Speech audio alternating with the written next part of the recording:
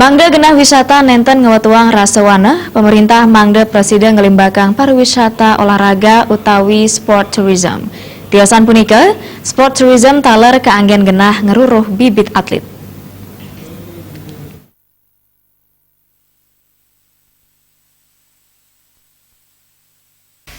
Mangda nenten nguatuang rasawana majeng genah wisata sanewenten, pemerintah maut saha ngeruruh pemargi anyar sajroning limbakang sport tourism.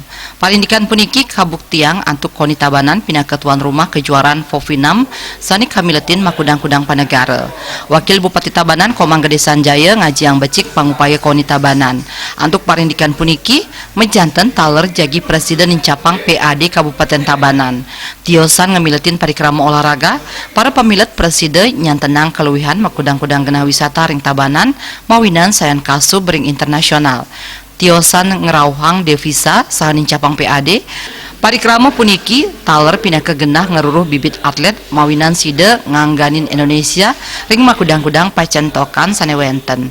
Ring selanturipun pemerintah Kabupaten Tabanan medue pangrencana ngelaksanayang parikrama majeng cabang olahraga sane tiosan mawinan pengrahu wisatawan wiadin PAD saya nincap. Tabanan mampu membuat suatu event Popinam, yaitu olahraga bela diri tradisional yang berasal dari Vietnam, dilaksanakan di Kabupaten Tabanan, di Gor Tebas Kabupaten Tabanan, yang diikuti oleh 17 negara. Ini sangat luar biasa. Nah, buktinya 17 kontingen yang mengikuti se-Asia ini rata-rata mayoritas hampir 90% nginep di daerah Tabanan.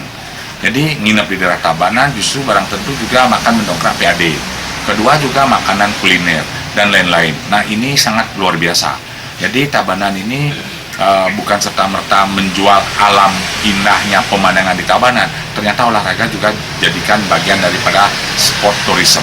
Harapan kami juga, Koni juga menyampaikan kemarin bahwa bukan hanya ajang-ajang internasional ini saja yang akan dilakukan Popinam saja, tapi ajang olahraga yang lain pun bisa dilakukan di Tabanan yang dengan konsep sport tourism.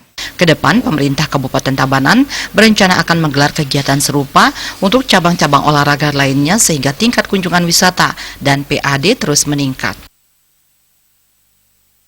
Trimaja Bali TV.